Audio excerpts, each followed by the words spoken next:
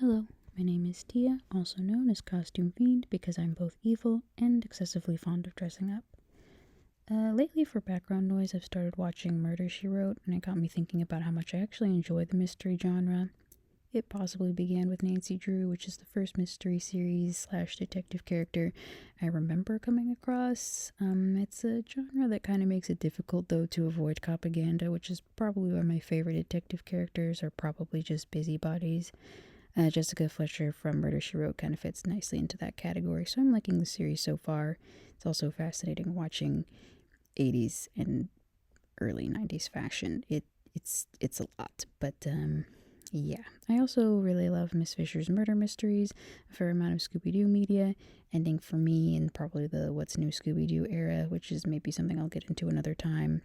And I've recently been liking Ryan Johnson's foray into the murder mystery game. I don't think I've actually read any Agatha Christie, which is kind of surprising now that I think about it.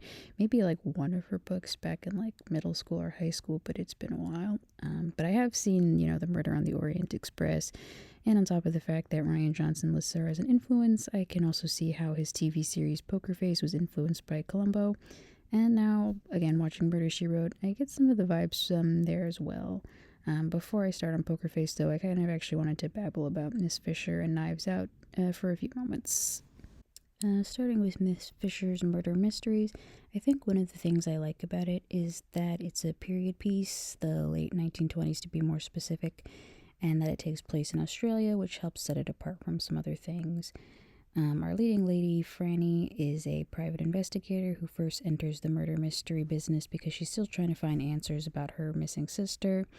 That storyline wraps up by the end of season one, but while that is in the background, each episode for the most part stands on its own.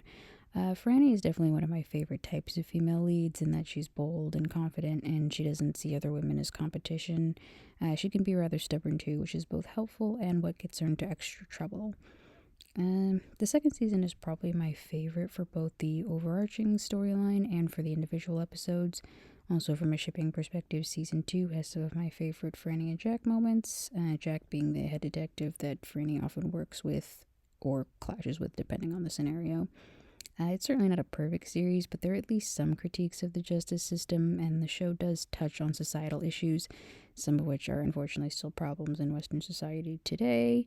This is kind of what helps it to feel less propaganda-y, although obviously very few pieces of media in general ever like fully go there. I always like it when they get information from people that would have otherwise gone ignored or get the opportunity to bring some kind of justice for people society doesn't often care about.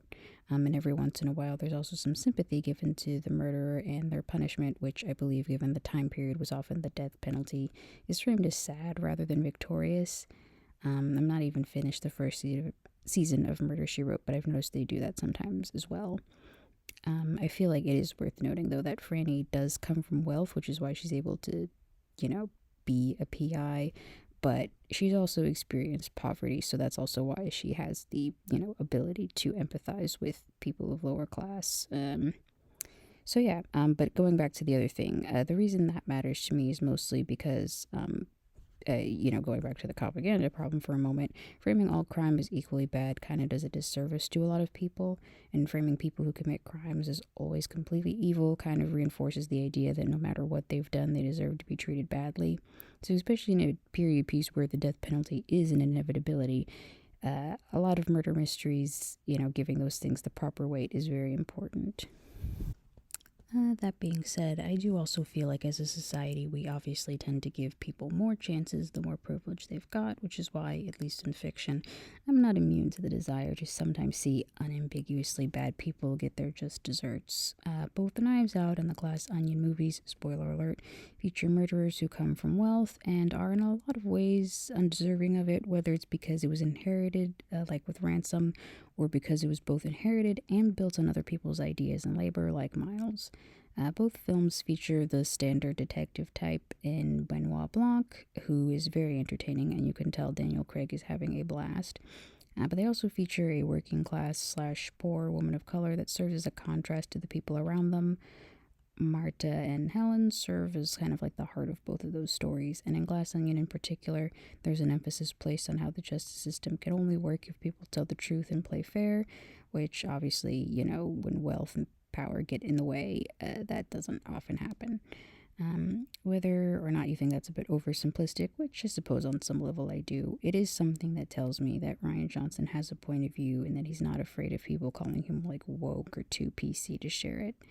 I feel like people often are like, oh, this person's like not afraid to tell it like it is, and they're mostly talking about people who talk a lot of shit. But I'm like, being able to just be like, yes, my politics are extremely progressive is also doing the same thing, but I digress. I can respect that ultimately, even if at times I wish it was pushed a little bit further.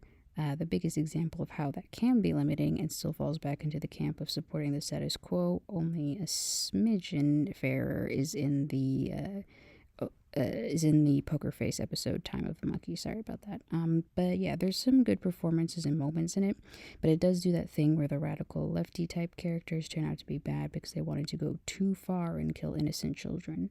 It's a trope that works to frame any kind of extreme behavior as always bad, and it tends to ignore the fact that most freedoms marginalized people have achieved require some violence because it's extreme violence that keeps them marginalized in the first place.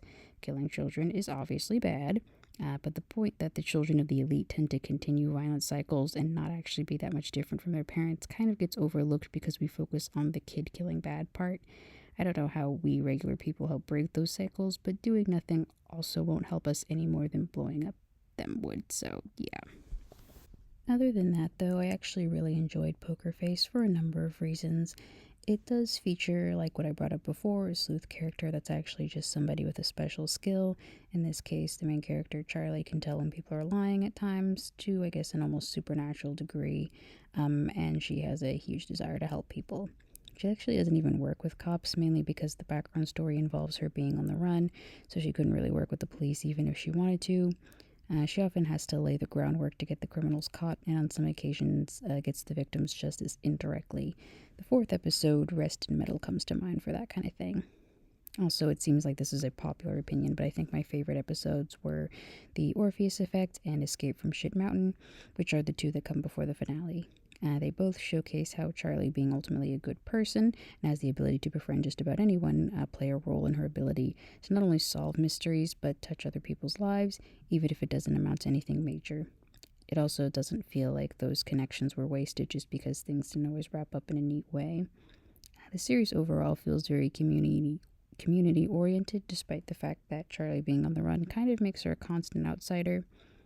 The series also touches on some of the same things as Rian Johnson's movies, such as how wealth and power, and to an extent greed, which is connected to those other two themes, play a role in why people commit these types of violent crimes. I would say that most of the killers, or in one case attempted killers, were all motivated by the desire to either achieve more money or fame, or protect the money and fame that they already had. With that in mind, the victims were also often people that got in the way of those goals. So going back to the episode Escape Ship Mountain for a second, one of my favorite moments from the episode, slight spoilers, is when Charlie, over years our villain of the week, state that one of his victims is someone no one would miss, and despite the fact that said victim had tried to rob Charlie and was a bit of a grifter, she was also clearly unhoused and down on her luck, and for that reason Charlie to herself declares that she cares, and that is one of the things that motivates her to keep going. This kind of goes back to my point about why empathy, even for, quote-unquote criminals, matters, because that woman not being the greatest person in the world didn't mean she deserved to die, especially since, as far as we know, she's never killed anyone or done anything extremely violent to another person herself. In this way, while the whole idea of putting clues together can be fun, mystery stories, particularly murder mystery stories, can be an interesting tool to start conversations about justice and the limits and flaws with the systems we have in place. But it can also just be cathartic to watch people who would otherwise be ignored either get justice or help others get justice because their point of view is seen as worth hearing out. It can also be cathartic to watch people who we know would otherwise probably escape justice in real life get caught for once. And it can be nice to see when the killer isn't a privileged person that some empathy is thrown their way, as well as an acknowledgement of how their lack of opportunities push them in a negative direction. There are other shows and movies that I like in this genre, and I decided if I ever wanted to talk about, like Scooby-Doo, for example, that deserves its own thing. But I feel like talking about Miss Fisher's murder mystery, Knives Out, and The Glass Onion, as well as Poker Face, did a good enough job at getting into why I like the genre. So with that in mind, I mention it in my description, but I do have a I always forget. I guess it's just supposed to be coffee page, but there's absolutely no pressure in tipping me or anything. But if you like this or any of my other videos, I wouldn't object to that kind of thing. But I know times are hard, and recent news has made a lot of people feel like crap. So I get it either way. But other than that, leave a like if you like, subscribe for more nerdy rambling, and as always, have a good one.